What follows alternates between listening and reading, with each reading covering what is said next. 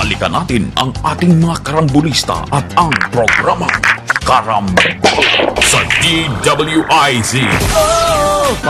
Magandang umaga muli. Second half na ng Karambola sa Aliw Channel 23 at DWIZ 882 AM.com. Ay, hindi pala. DWIZ 882. Mali yung binasa ko. Andito si paring Jonathan De La Cruz. Yeah. Joel Lacson. Larry Kidlat. Gadon. Kaibigan ng lahat. Attorney at sekretary. Yeah. Kaibigan ng lahat. Hindi nagkakalat. Dapat. Ako po si Conrad Banal. Good morning ulit. Second half na nga. Sabi ko ngayon, ang pag-uusapan daw namin ay Del Monte. Hindi po. Hindi. Yung Del Monte, para matagal na yan. Sa Bukidnon yan, ha? Sa Maganda. Steak? Doon daw sa Del Monte course. Meron pong golf course na Del Monte, yes. Sikat sa mga Pilipino abroad. Yes. Talagang Yes. Sinasadya nila yan. Sinasadya nila yan at may mga cottages doon. Doon sila matutulog. 2 days of golf. Ang lupit. Malupit yun. Galing nun. Oo. 2 days of golf. Ano yan, that's part of the circuit dati, di ba? Mayroon dati, wakwak, etc. Mahaba yan. Yan ang home course nung sumikat na golfer, Filipino golfer. Si Frankie Miñosa. Yes. Ando pa rin siya. Nandun pa rin. Pero may edad na patawa-tawa na lang sinasamahan. Doon mangyayari yung PAL Interclub. Yung mga iba-ibang division yan. May media, may seniors, mayroong juniors. Tapos yung mga interclub, yung sari-saring mga golf courses. Mga foreign teams, aviator team, mga sector, ganyan. Naging talagang event na. Yan par interclub dati. Parang, one of those tournaments. Sa ngayon, naging in-expand na nila. Dati kasi mga interclub lang Nilagyan na nila na ngayon ng iba-ibang division. Dati by clubs lang inuwian yan. ng mga Pilipino ngayon. Bragging rights. Yung kasama ko nga si Ray Fortaleza, taga Vancouver. Sipin mo yun. Umuwi pa dito. Sa boxing yun. Si Ray Fortaleza. Si Ray. Na ano na siya ngayon, media na siya doon sa Vancouver. May sarili siyang dyaryo. The only Filipino media there in Vancouver. Yan. Umuwi sila rito. Isipin mo yung mga ganyan, mga Pilipino. Event Yun ang ginawa ng PAL. Na-expand na nila yan, magiging event. And what I heard, ang Philippine Airlines will report a record profit. For nung last year. So, official carrier ng Philippine Airlines, tiba-tiba nga sila sa iba-ibang... Pero heavily discounted. Kahit ang ba? lang nila, yung promotion. Yung promotion yan, matindi. Pero hindi sila nagpunta rito para makakita ng Manila Jeepney. Hindi po. Mga kalabaw. Hindi po. Yung mga, hindi. Event talaga. Event talaga. Kasi wala ka na makakakitang kalabaw sa Cagayan de Oro. Promote ng Super modern na yan kasi. Alam mo, yan ang palagi pinopromote ng ng siguro in 1 square kilometer or something. 5 mall ang nakita ko. Talaga. Ang lupit. Yung doon kami tumira sa Limkitkay. Okay. Alam ba yun? Limkitkay. Malaki. May mall dyan. Kaysano, may mall. Ayala, may mall. Robinson, may mall. Ang SM, 10 ata ang mall. Paano mong kalabaw ang pakikita mo? Hindi na kalabaw. Modern na modern. Yun nga. CDO. Kasi, sabi ko nga sa inyo, walang tigil ang negosyo dyan kasi nakakapanood ako ng mga dati yung mga promotional video ng Department of Tourism Ang pinapakita yung mga bulok ng mga Manila Jeep. Lagi naman yun. Tsaka yung mga kalabaw. May cultural significance po yan. Hindi sa CDO, may strip pati sila ron. Nandun lahat yung kainan at yung bars at coffee shop. CDO, naku. Ganda. Kinilaw. Na malisugi ba yun? Yung Blue Marlin. Blue Marlin. Yan ang pambato dyan. Sa lugar Good morning, Mayor Clarix Oy. At saka Congressman Rufus Rodriguez. Baka naman. Oy. Kong. Baka naman. To think, yung sendong ba yan? Yung mga from the hills Oo. na inanod. Doon, Pinagigiba yung baha. Oo. Tinamaan sila matindi. Ayos na ngayon. Super recovered na pa. Sobra pa. Teka, banggitin din natin yung kaibigan natin si Joey Pelaez. Joey. Vice Gov. Vice Gov. Oo. Joey Pelaez. Pakita ng todo, ha? Lagi nagtatago si Joey. Baka nagtatago ka na naman dyan. Malapit kasi sa Iligan yan eh. Iyang Cagayan de Oro, malapit. Tapos Bukidnon. Hindi teka, ilang hours? Di ba 2 hours? Ang from Cagayan to Del Monte is 1.5. Okay, mabilis. Pero highway ka. Tsaka hataw yan. Yung mga driver dyan, talagang diretso. Okay lang po sila doon sa Mindanao. Nothing to worry about. Wala na, off topic na yung ating mga comments. So, balik na tayo sa... Okay. Hindi, babanggitin ko sana. Ano e-trike? Anong issue ba dyan sa e-bikes? Binan ngayon ng MMDA. MMDA, after discussions with ng mga local government sa Metro Manila, yung e-trike na Ano ba electric yung bikes. e-trike? Well, ito yung mga nakikita natin sa daan na walang Tatlo plaka, 3 gulong, tapos ginagawa meron pang din pasahero. Merong 2 gulong lang. Meron din, But marami Pero sa dapat kanila talaga tatlong gulong. Hindi, but Kasi here's nakakairita din yun eh. okay lang. Kung makikita mo yung merong mga bike lane, mga motorcycle lane, Oo. konti lang mo nagdadaan eh. Nandun pa rin sila sa main Hindi, road. nandun sila sa main road. Yun ang at marami daw aksidente. Oo, dahil dyan. But Hindi nila sinusunod yung kanilang mga bike tama lane, rin yan. But ang nangyari motorcycle ngayon, Ang issue rito, bakit all of a sudden, ban? You just wake up one morning, bumili ka niya. Walang konsultasyon. At Yun. Bakit ban agad? Kasi meron mga transportation advocates ang sinabi, yung bang pag pininalize mo yung electronic bikes at trikes, dapilayin mo malaking bahagi ng mga mamamayan natin, especially yung medyo Ito nga hirap na commuters. Wala namang alternative na bus, yung subway, wala pa. yung mga Tama si paring Conrad. Mass transport. Yung biglaan. O biglaan. Nagising ka na lang, ban Gigising ka na. na lang. I'm sure ganon. itong mga ito, Ito yung at mga susunod biglaan. naman susunod naman Oo, sila, oo, I'm sure. oo. Kagaya ngayon, kailangan pa na mag-register ka rin. Oo. Tapos, kailangan meron kang driver's license. Di, 2 beses ka mayayari. Oo. Kasi itong mga ito, hindi man nila alam, Hindi na man kailangan alam, pala oo. yun. Oo. Tapos yung helmet, Tapos biglang everything, ngayon- kailangan, yung biglang safety. ngayon, gaganunin mo. Okay lang sa akin yung magre-reglamento, pero wag yung bigla ang ban. Oo. At Kasi saka nga, bakit kasi ang tagal-tagal ng kanilang reaksyon dyan sa bagay na yan. Oo. Kung ilang taon na yan eh. Ba't ngayon lang sila magre-require ng registration? Ay, ikaw naman. Ikaw naman. Ngayon lang dumating ang Grab eh. Oo. Ikaw naman eh. Kailangan ng Grab ng... Dapat yan, una pa man eh. Kasi ang Grab, kailangan maging monopoly yan.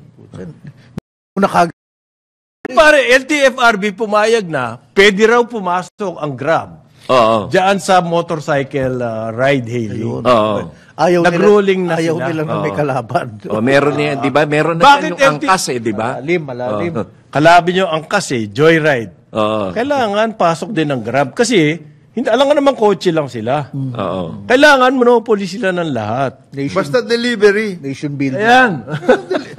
Delivery ng goods, delivery ng tao, delivery ng kung ano Dapat naman. Grab yan.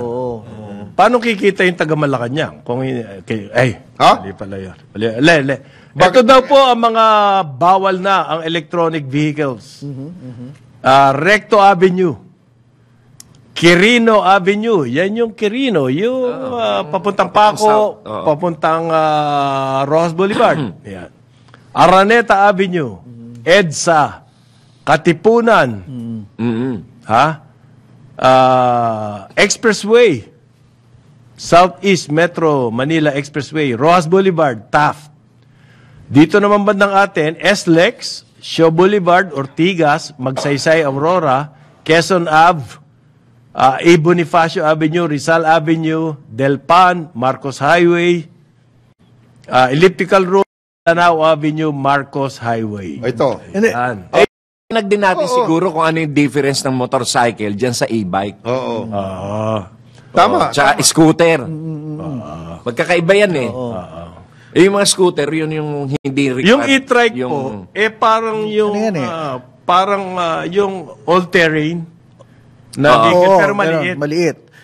Locally made yan. Hindi de gasolina yan. Pinaplug, so medyo environmental. Tapos pwedeng magsakay yan ng dalawa sa likod. Pero wala yung bubong. Oo. Sa likod lang niya, ganyan dalawa, tapos nandun yung driver, at gumagamit ng baterya. Pero, baterya, tama. Pero dito sa Pilipinas, may bubunga na. At pwede sakyan para naging pampasahero. Now, why is this nga? Dahil ang maraming tao, lalo na yung mga nasa medyo sa lipunan natin, sa mababa, yan ang kanilang transportation. Pare. Now, yung nawalan sila ng mobility, paano sila makakarating sa mga trabaho nila? Specific roads lang naman bawal eh. Ang problema ko, itong mga roads na to, dinadaanan ng mga namamasukan. Saan dadaan yan? Saan dadaan yan? Ginagamit nila yung mga e-trike. Ayan. Bawal kayo. Ano yan? Sana Bakit hindi kayo mag-grab na lang? Bakit kayo mag-i-trike pa? Ang hinihiling lang ng mga iba, sana hindi piecemeal yung process. Talagang, totality na solusyon. Tatlong nga yan na solusyon na yung registration. Number 2, yung tungkol sa license. Number 3, saan kami dadaan? Yan. Bibigyan mo kami lisensya, magre-register kami. Ngayon. Wala naman kami dadaan. So parang magulo. Tama yun, tama yung issue. Ito raw po, pag kayo ay dumaan dyan, may fines, ha? 2,500. Ayan, nakita mo na.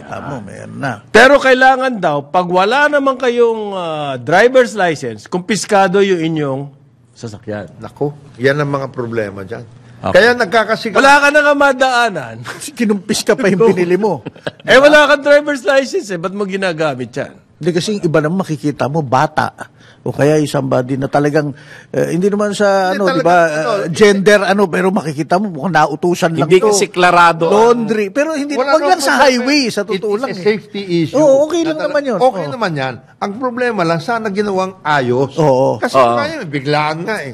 Hindi. Kasi ang naging issue dyan, yung mga mayor daw. Hindi kasi hindi klarado kung ano ang dapat i-register. Yes. Kasi ang under the law is yung ang dapat i-register yung motorsiklo. Hindi naman tricycle. Ang problema itong scooters hindi nga nag-fall under the any category.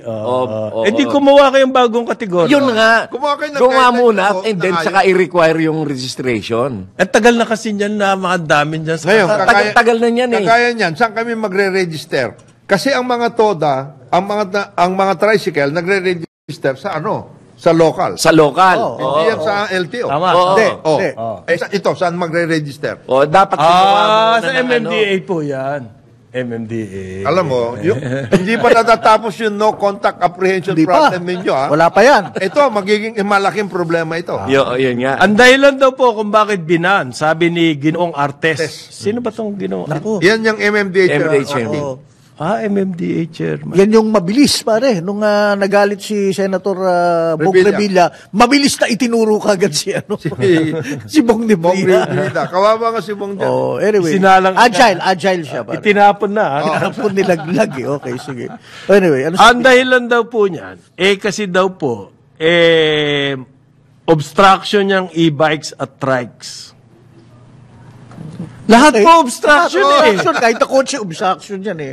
Tao, obstruction. Yung mga motorsiklo, yung mga bus. Iba na natin yung tao, iba na natin ang sasakyan, kotse.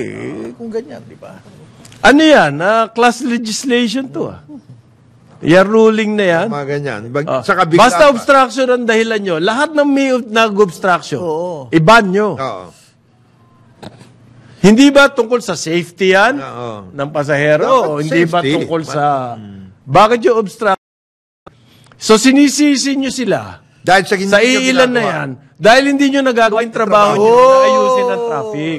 Ay, mahirap yun. Ayusin ang trabaho. Enforcement? Enforcement. Hirap yan. Ano ba mga elements ng traffic? Enforcement. Yan. Bagsak na kayo dyan. Tapos kayo. Enforcement po. Education. Yan. Na mga motorista. May ginagawa ba kayo dyan? Okay, binigla na nga namin sila. Hindi pa ba sila educated dyan? Ayan. Yan ang method ng education. Bigla. Talagang namin namin sila. Engineering. Lalo kayong palpak dyan. Wala. Ang pang-engineering nyo, lalagyan nyo ng mga plastic na barrier.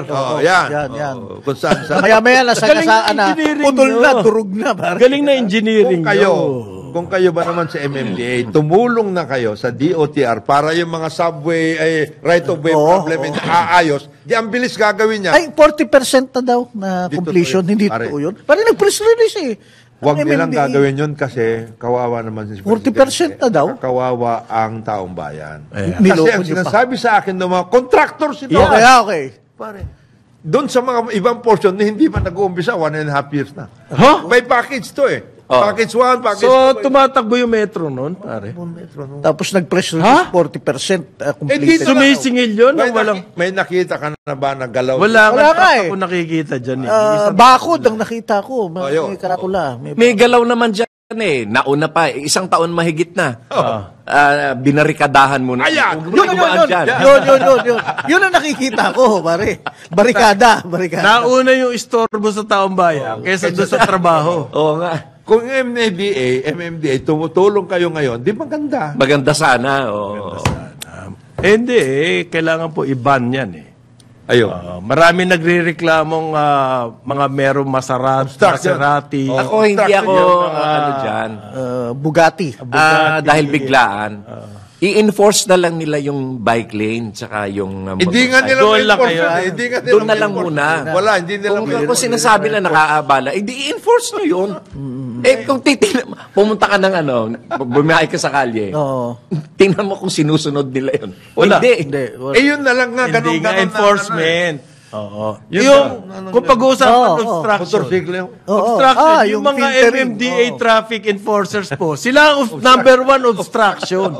5 nakakalat sa kalsada, ikaw nagmamaneho, baka matamaan mo eh. Oo. Tapos nakabukas ang camera nun, baka makuna ng kapal. Saka nagkikwentuhan sila doon, may mga lumiligo sa sakyan na. 5 silang nandun sa kanto, pare, sa totoo lang. Bakit naka-deploy 5 dito, no? May inaabangan. Hindi, kwentuhan. Kwentuhan. Kailangan may kakwentuhan yung mga traffic aid. Kawawa naman sila eh, kung nag-iisa sila sa Malulungkot yun. malulungkot. Hindi, alam mo, pansinin mo, nasa corner sila kung saan may karatula ng no U-turn, no left turn. Siyempre. Kalalagay lang. Lumilipat yung karatulang yun eh. Gumagalaw yun. Tsaka yung trap, nakabantay sa traffic light. Pag alam nila kasi, nagdilaw na doon sa at tumuloy ka pa. Oo. Yari ka. Yari ka doon, no? Na. Yelo na eh. So, sa loob-loob ko, bakit diyan ka mag-aabang? ba't Hindi dito ka sa doon kabila? sa kabila ng kanto na pipigilin mo. Pag nakita mo na yellow, pigilin mo. Hindi eh. Aabangan mo doon. Hintayin mo munang... Hintayin mo makamali. Di trap. Di trap yan. Tapos nakikipagpatintero. Ano may foreigner meron. sa kasama sa...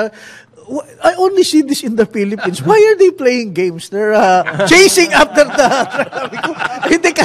Halum-lum ko. Ganyan talaga. Kailangan may drama. By the way, dito sa Shaw Boulevard, pwede bang palitan nila yung traffic lights? Kasi yung, parang yellow talaga kung yellow. Red kung red, green. Hindi, Kumukurap-kurap. Bakit?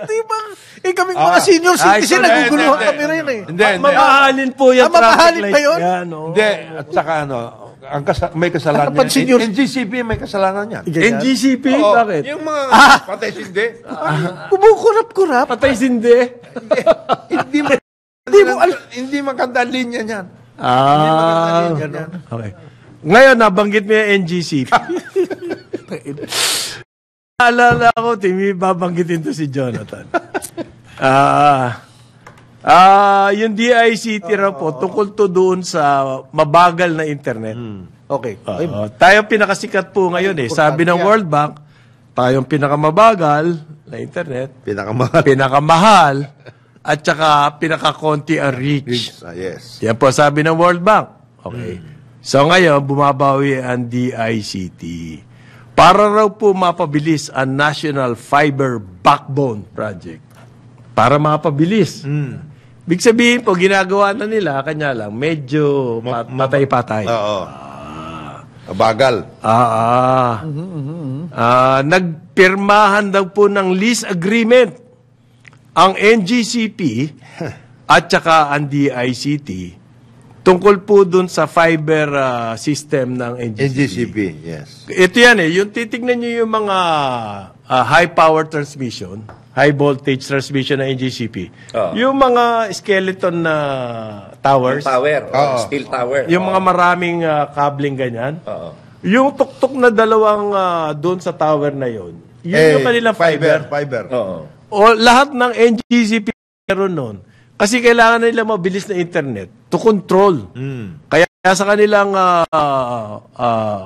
sa command center nila. Command center, makita mo buong wall ang laki-laki, computerized yun. Makikita mo lahat ng power system na nangyayari sa buong Pilipinas. Ang balita ko, yung NGCP, matagal nang na-donate yan. Sa national government. Sa national government. Kasi ang gusto po noon ng mga telcos, gamitin yan ng libre. At pagkakakitaan nila, sabi na NGCP, ba't gano'n? Bigay ko sa government. Ayan, gamitin nyo. Well, at the same time, gagamitin nyo ng NGCP, pero underutilized kasi. So, ngayon daw, nagkaroon na ng lease agreement ng infrastructure na yan. Pati daw yung mga substations, kasama yan. O di maganda.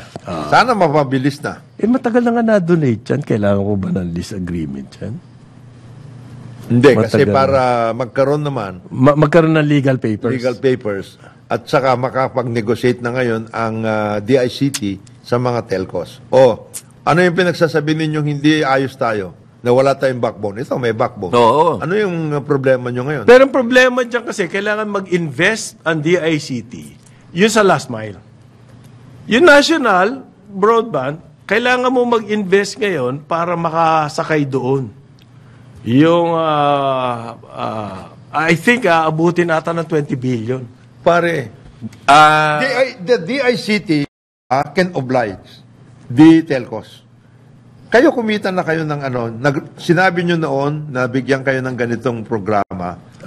Mayroon kayong roll-out program. Kumita na kayo ng billion-billion, wala pa kayong ginagawang ganon. Ngayon, yung ginagamit ninyo na rason na broadband, hindi nyo na pwedeng gamitin yan. Ito na. So, yung 20 billion na last mile na yan, kayo na yan. Trabaho ninyo yan. Kung gagawin. Ngayon, hindi natin alam kung gagawin yan. Kailangan po mag-invest dyan para yung mga consumers or end users matapya ang yung fiber system ng NGCP. On its own, kung wala kang gagawin, hindi naman po natin magagamit yan. Kailangan kumonekta ka pa rin doon. Kaya nga yung mga telcos, yan ang dapat number one. Number two, sa mga telcos, kailangan makipag-workout na kayo, at ito rin pwedeng gawin ng DICT, dun sa mga cable operators. Kasi sila yun lang last mile. Yung cable operators, matagal na pinag-uusapan yan. Ay, hindi po. There are 122 cable operators in the country. Hindi po, kami may hawak ng gateway. Yan ang sinasabi ko na. Exclusive po namin yan Ba't namin ibibigay sa mga cable operator yan? Oo. Yeah. Kaya yung cable, obligado po, magbayad sa Globe o sa PLDT. Kasi itong dalawa lamang na ito ang may. Paano nangyari yan? Nung panahon po ni Ramos, binigay sa inyo. Ang sabi, maglagay kayo ng 500,000 telephone lines, bigyan namin kayong gateway. Kaya sila lang dalawa may gateway. Yan. Yan ang maganda story dyan. In the meantime, pinagkita di ganito na lang. Buksan nyo yung gateway. Hindi pwede. Bababa ang kita nitong dalawa. Kailangan lahat dumadaan sa kanila. Para pong toll. Ito ho. Toll system. Last year, ang sinabi ninyo na profits ninyo, PLDT, 239 billion. Something. Yung Globe, 179 billion. Billion ito hindi ito million. Billion. Liit lang po nun. Ang liit. Maliit. Liit lang hindi, kaya na ba namin? Ang PLDT, binaliwala lang nila yung 43 billion na sinabi nag-over sila. Wala. Hindi nga, makita, maski sa Cagayan de Oro, yung spaghetti wire, nandun pa rin. So ugly. Nakita ko nga, highly developed ang city. Pero makita mo sa kalsada yung mga spaghetti wires. Nakakaiyak Hindi lang po dito sa Manila yan, pati doon. PLDT din yun, di ba? Kasi ang mga spaghetti wires, telephone lines. Yes. Bakit hindi na may maintain? Kasi makakakain sa profit. Bakit kailangan malaking profit? Kasi po kailangan padala sa Indonesia. Kayo naman. Sige, kayo Kayo naman. Ayusin ninyo sa... Okay, time check daw. 9:31 ng umaga, DWIC 882 at Aliw Channel 23. Balikan natin ang ating mga karambulista at ang programang Karambol sa DWIZ. Balik tayo, karambola, sa Aliw Channel 23 at DWIC 2. Ako si Conrad Banato, Joel Laksamana, Jonathan De La Cruz, at Attorney Larry Kidlat Gadon, Secretary. Yes. Lahat. Magandang umaga sa inyong lahat. Patuloy lang tayo dito sa Karambol. Teka, may babatiin lang ako, okay. Hindi naman nila birthday, pero on the way ngayon sa Balen ng Candaba, Pampanga. Si Edgar Hermanos at ang asawa niyang si Maf, galing sila sa Dubai. Kasama si Maggie, ang aking butihing may bahay, mangkikidnap ng apo sa Candaba. Sa Candaba. Huwag niyong kidnapin yan, Maggie, yari kayo. Si Scarlett, cute na baby, anak ni Lady Keith, at ang Kunanan family, yan, ang Kunanan family ng Candaba, matinding taga-subaybay pala ng Karambol. Oy, good morning po. Lalo na sa'yo, Kung Jonat. Binabati ka Good rin nga pala, Kung Jonat, ni Mayor Rene Maglangke. Oy! At saka partner. si Resty Sibug, ang Vice Mayor. Ang sarap ng pagkain dyan, Rene. Hindi, sabi ko nga, Candaba? Oy! alam mo, pa natikman. sabi ko sa Kunanan family, Mayor Tingnan mo. Mayor Rene. sabi ko sa Kunanan family, ang kapalit lang dito para sa Karambola, yung kanilang burong, ano ba gusto nyo, dalag o yung hipon? Burong. Yan, tsaka dyan sa Candaba, di ba, si Jerry Pelayo. Jerry. Jerry Pelayo. Oo, ano yun, nag-aalaga ng mga, ano yun, yung duck. Oo, pato. Na, Kamusta na kaya yung viaduct na ginagawa ro? Kasi nadadaan, parang peking duck, yung, yung luto. kasi ano ko yung Candaba viaduct, Naging bird ginagawa. sanctuary na yan. Oo. Talagang Yung ano swamp. yan? Yung swamp. Maganda yan. Oo, maganda. Dami Mayor. na pupunta dyan. Tourist Ang attraction yung mga... congresswoman ba si... Migratory birds dyan. Ana- Lalo ngayong summer. Okay, si Congresswoman Ana York Bundok. Na Si Ana, nagpalit kaibigan ng ko yan. kulay ng buhok kailan ng Pasko. Yan, iba. Mayor Rene, baka naman Baka Mayor, naman. Baka naman. Masarap daw Balita lang. Balita lang, namin. balita. Kung natitikman natin yan, di ang sarap. Magandang balita. Oo nga. Candaba. Hindi na balita yun, katotohanan na yun. Tutuhanan na yan. Okay. Ngayon, nagsalita na po ang chairman ng LTFRB, Land Transportation Franchising Regulatory Board, Chofilo Guadis III. The third. Pwede na raw. Ang Grab daw po, kasali na doon sa motorcycle taxi pilot study. Yeah. Okay. Ang tanong po namin, magkano? Magkano ang pamasahe? Hindi Yan ko sa naman Grab. Yan sa Grab. Ang sama ng tingin ni Larry. Akala niya may ibig sabihin. Hindi, yung pamasahe. Magkano po ang Ang pamasahe sa Grab? Nakakatulong ba kayo sa mga pasahero at saka sa partners ninyo? Kasi yun ang problema.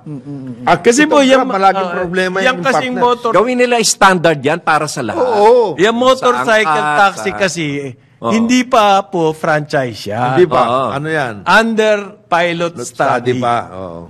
Paano mong bibilin ang isang kumpanya na under Study. sa isang study? Ang ginawa Grab, binili nila yung Move It. Oo. Kasali ba sa lisensya? Wala nga lisensya yan. Wala pa, Kapag wala binili mo kasi, parang binili mo yung lisensya. Oo. Kasali po kayo sa study. Transferable ba yan pagsali mo sa study? Is that a negotiable instrument, attorney? Hindi, kasi kung tutuusin, pagka yan ay na-issuehan, halimbawa, after the study, ng itong tinatawag natin na Certificate of Public Convenience, non-transferable yan eh. Ayun! Ang sinasabi ko. Oo. Bakit itong si Gadi, sabi niya, kasali na? Pilot lang naman to. Pilot naman, bro. naku, linawin nila yan. Pinipili Pag-aralan lang namin nila yung yan. korporasyon Yung korporasyon. Naghihingalo na yung korporasyon na yan. Nagtataka ako dyan, noon, ang sabi niya, hindi pwede yan. Oo. Nag-Grab Bigla ka na Bibilin mo lang, susumbong. tapos kasali ka na sa study. Hindi. Hindi pwede yan. Ngayon pwede na. Siyempre. Kaya magkano ang pamasahe, ngayon pwede na siya. Okay. Yan ang dapat nilang tingnan din dahil na dapat maging standard yung yung mga publiko Paano na standard? Ang Grab, merong surge charges. Pag maraming sumasakay, mas mataas ang. At yung wala po rules doon. Bahala ang Grab Hanggang ngayon, dyan. wala yan. Hanggang ngayon, wala. Nare-regulate ba yan? Hindi dapat po.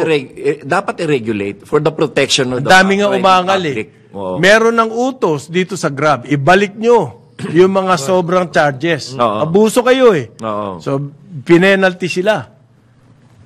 Ito pa, nagsinungaling pa. Tinanong sila na ibalik nyo na ba ng court? Opo. Yung pala, hindi pa. Walang ginawa. Tapos maya-maya, ang sabi, hindi na po namin mahanap Yung mga telephone number. Nawala na namin. Nawala na namin lahat Electronic yan, ha? Nawala nyo na yung mga, misplaced. Ang isa Ang pang dami abuso nito Grab na to. ang isa pang malaking Nagtataka ko, napakalakas. ito pa, ang isa pang malaking problema nito. Are you a Philippine registered company? Kasi nagbabayad ba kayo ng taxes? Kayo, yung Grab. Kasi dati may problema yan yung mga foreign owned. Dati dito pumunta dito yung original na Uber ride hailing company. Yun ang naging issue sa kanila. Hindi sila registered sa Pilipinas, they cannot even be taxed. Paano to Grab? Paano to? Paliwanag kayo. Hindi ba, ang foreigner ba allowed to own a franchise? Yung nga problema dyan Hindi kasi malinaw Hindi yung malinaw yan kanilang, And this is experiment lang naman to. Experiment Ngayon yung tungkol sa ride-hailing. Pero understudy po sila, wala pa silang full authorization. Yes. Pero ngayon kasali na sila, pwede na silang kumuha ng pasahero. Tagal-tagal naman ng study na yan. Even the fact na 5 years pa lang Natatagalan ka na sa 5 years. Even the fact na itong ride-hailing na ito, hanggang ngayon walang final na decision. Yun na nga, anong rules and regulations? Sa ride-hailing na yan. Parang, kung ito ginagawa ninyo sa mga ganyan, safety, etc., and other issues, profit, ang problema niyan. Paano nyo ginagawa yung study na ginagawa naman doon sa Masungi? Study rin yun. Study rin yun. Oo. Bakit tayo nagkakaroon ng mga Mabilis, ganito? yung... Puro study, no? Puro study, pero may nangyayari. We're the most studious Pero may nation nangyayari in the world. kagad, natatayo na kagad. Kagaya nito, study, pero nakakakosya ng... Nagninegosyo na. Nagninegosyo na. Paano kung ang result ng study, palpak pala yan? Paano yun? Hindi, para yung provisional increase. Mahirap nga yung ganun. Study pala, nakabakod na. Nakukuha na ng drone Ayun na. Ito, study, sa lahat ng study, ito kumikita limpak-limpak na sa lapi. Noong pong February 1 lang, look what 28 days. Noong February 1 lang, sumulat itong si Gadis. Ang sabi niya, Hindi pwede yan.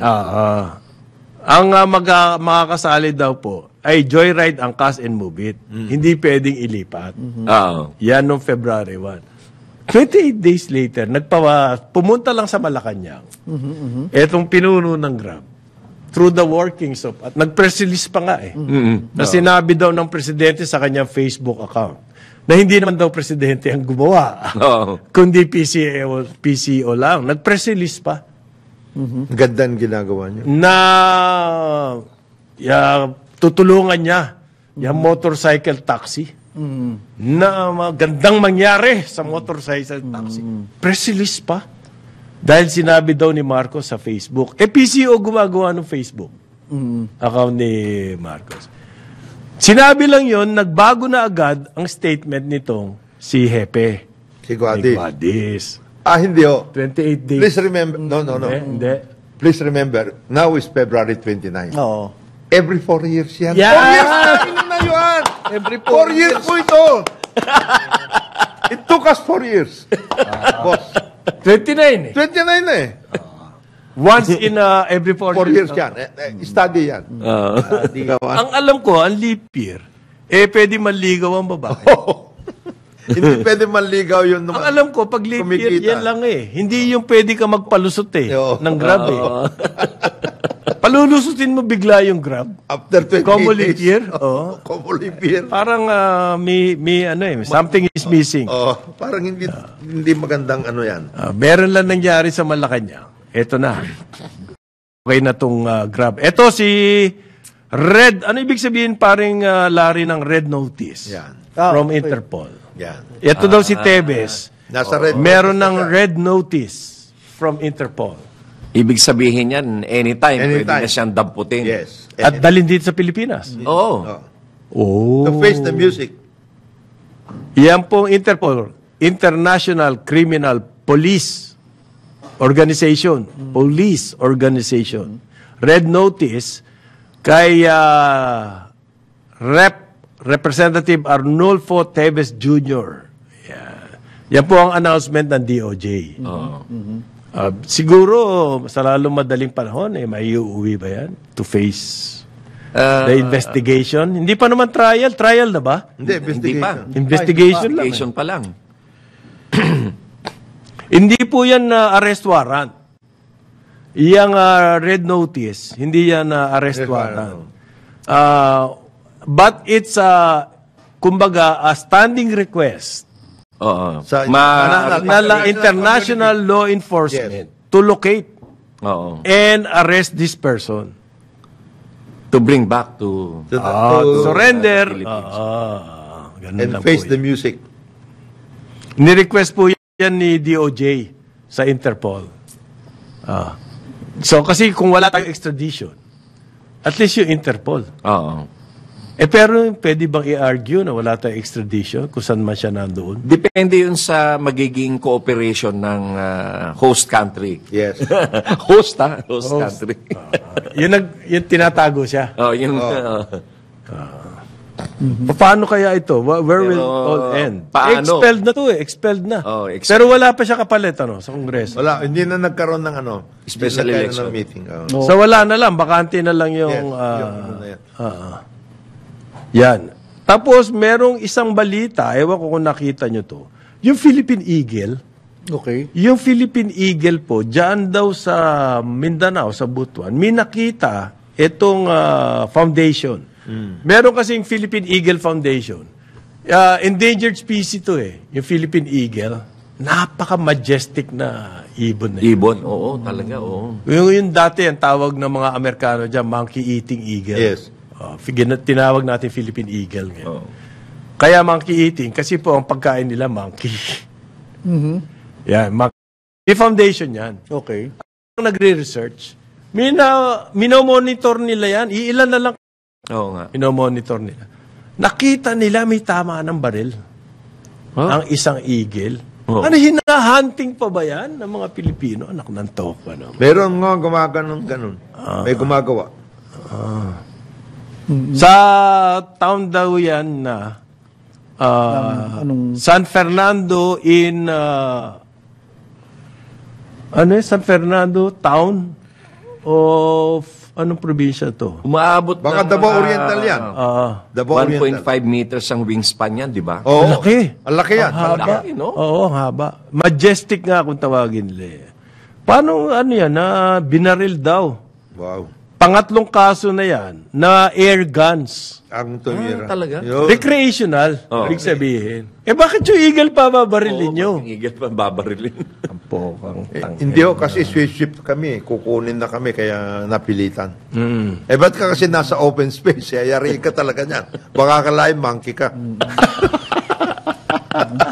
Malamang.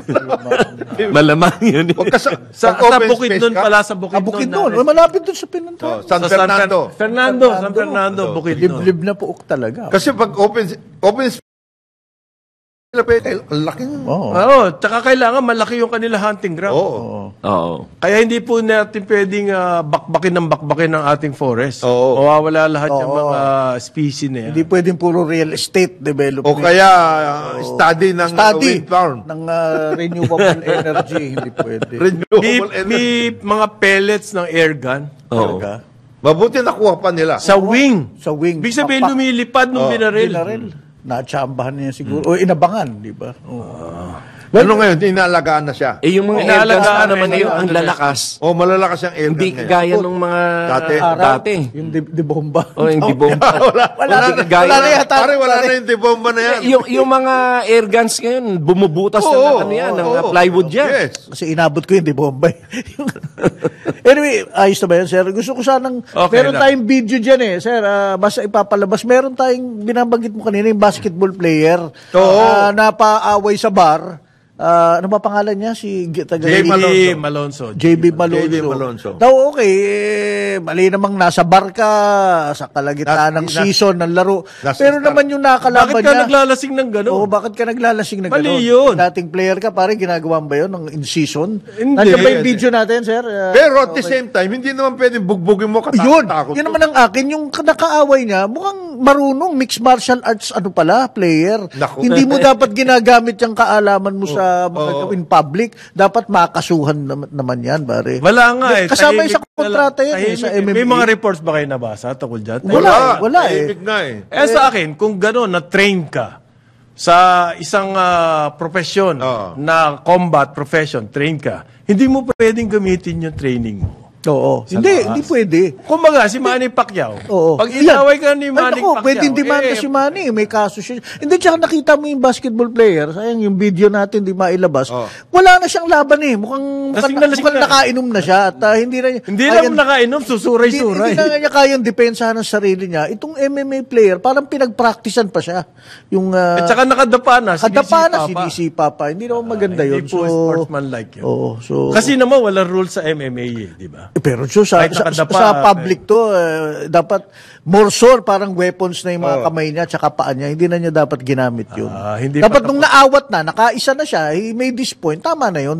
Anyway, yung ganyan ka ba, pare? Pare, bawal talaga.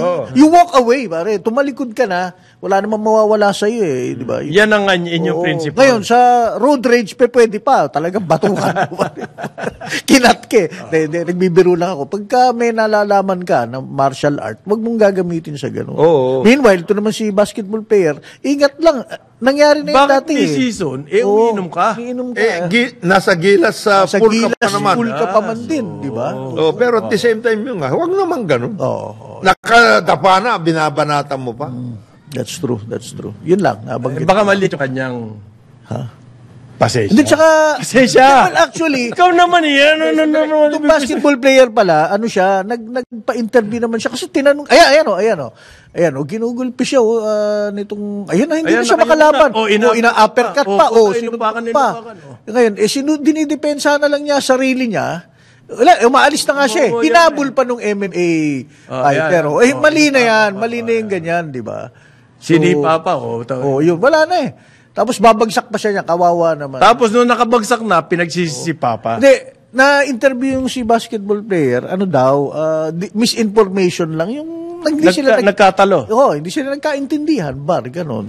Alam mo naman sa mga ganyan, one thing leads to another. Ganon. Ako pag may ganon na lasing, pinababayaan ko na. Bayaan mo na. Alam mo na lasing kaya ko nga basagin ang mukha niya, pero bakit ko gagawin? Ito naman pero that MMA guy, dapat imbestigahan yan, bro. Hindi pwede. Kung sino man yan, di ba? Pwede siyang kasuhan talaga yan. Disiplinahin mo sarili mo. At saka kung meron yung promoter, kung sino man ang lumalaban pa siya actively, pwede siyang i-sanction.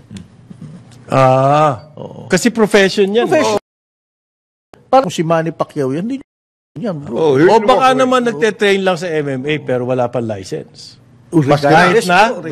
Yung mga galaw niya kanina, marunong Talagang, di ba, in-uppercut pa niya marunong siya. Marunong bumigay ng suntok. Sunod katawan. Hindi tama yung ganyan. Okay. Balikan natin yan kung ano man magiging result yan. I-report po namin sa inyo. Pero meron ako nakita rito. Medyo, sa Cebu daw, yung historic na pulpit ng Santo Niño de Cebu. Nabasa ko rin yan. Okay. Yung sa The Shrine of Patrocinio de Maria Santissima. Diyan yan sa Bolhoon ba yun? Bolhoon sa Cebu. Nasa National Museum po. Oy. Yan. Yun. Yung pulpit panels. Maganda ito mga antique na nasa National Museum. Nire-request na raw po ng parish o ng Philippine Agustinian Province sa Santo Niño. Ibalik na. Balik. Ayan. Bakit kaya? Iwanan nyo na lang ho doon, Father. Baka pwedeng yan. Heritage daw po yan kasi ng Cebu. Nandoon sa Be properly. Mabuti ho nasa National Museum, sa akin mga alagaan. Kasi baka dyan Pagka dun sa Hindi kasi ganito istorya. Nawala po yan. Kumbaga, may hoy. Okay. Alam mo, mga lumang simbahan natin, raid po yan ng mga at binibili ng paloko. Hindi naman nila dinadala yan sa Las Casas. Hindi sa Las Casas nila. So, meron naging private That would have been terrible kung nangyari yun, pare. Itong antique na pulpit. Mahirap explain ni Juaring meron naging owner. At yung owner na yun, dinonate sa National Museum. So, may naging... Bakit hindi dinonate uli? Doon sa Paris. Doon sa In the pinanggalingan. first place, may kasalanan ka, binili mo yan. Parang ano ka dyan? Ngayon, nahugasan na ba yung kasalanan niya? Nag-fencing sa yan. Na binili niya yun. Napunta po yan sa National Museum at tinanggap naman ng National Museum. Hindi alam ni Jeremy yan, By the way, hindi niya alam na natanggap yan. Kung ako sa kanya, out siya nun eh. Theoretic. So ngayon, humihingi na ng request. Dapat ang National Museum nire-research muna na saan mo nakuha yan, saan galing yan. Hindi. Humihingi ng request na ibalik. Kasi nga, kinuha lang sa kanila yan eh. Siguro may mga raider of the lost ark. The raid yan. At kinahoy. Sabi po ng statement, yung daw Agustinian, na yung ba daw nawawalang pulpit panels na yan, sa wakas, lumutang uli. At na-ascertain pa na National Museum na authentic. Yan nga yung nawawalang. Yan nga yung ninakaw. Sana yun ang sinabi ko. Hindi yung nawawala. Binigyan pa ng Sa ulit nyo kung gano'n, alam nyo pala eh. Oo. Sir, grabe yan. authentic. Ito nga yun. Kaya dito na lang, nanakawin namin ulit. Kaya ngayon, ninakaw nyo lang yan. Sa amin na lang yan. Sa National Museum. Ba't di nyo ibalik doon sa tunay na may-ari? Alagaan na lang. Well, actually, it falls Ako mga Cebuano, amin yan under fencing. Fencing na. Fencing yun. Alam mo nang ninakaw yun eh. At alam mo may-ari yun. Yun na nga yung tanong ko Hindi ko alam na ninakaw yan. It's a small, Bolho-owned parish church. It's a small church. Small church. Maliit lang yan eh. Pinag-interesan pa nyo. Pwede nyo nang sampal-sampalin. Pwede mong i-analogy ito yung parang yung Balanggiga bells. Yan, sa Amerika. Kinuha naman ng mga sundalo. Spoils of war daw yun. Spoils of war. Ito, spoils of Talagang krimen, ninakaw Krimen yan, punta ninakaw mo eh. Okay, obvious yun. Anak ng tok. Saulin nyo na. Baka hindi po. I can imagine kung ano yung reaction nung tumanggap nun. Ay, authentic ito. Ito nga yung ninakaw. Yan nga yan. Ay siya, ni-exhibit natin. Yan. Kita mo yan. Loko. Yan ang mahirap pag palagi kang out eh. Iiba values mo. Sa ngalan po ni Attorney Secretary Larry Kidlat Gadon, Joel Laksamana, at Jonathan De La Cruz, ako si Conrad Banal. Magkita-kita po ulit tayo bukas. Ngayon, susunod na. Ito na! Ito na. Ronda Pilipinas. Kasama ang first class bangos distributor. At award-winning broadcast journalist. Pakinggan nyo ang kanyang mga report. Yeah! Dennis Antonio. Karambola. Sumainyo ang programang Karambola sa DWIZ. Hanggang sa muli, tayo'y magbabalik upang ihatid ang pagtalakay sa iba't ibang mga isyu dito pa rin sa programang Karambola sa DWIZ.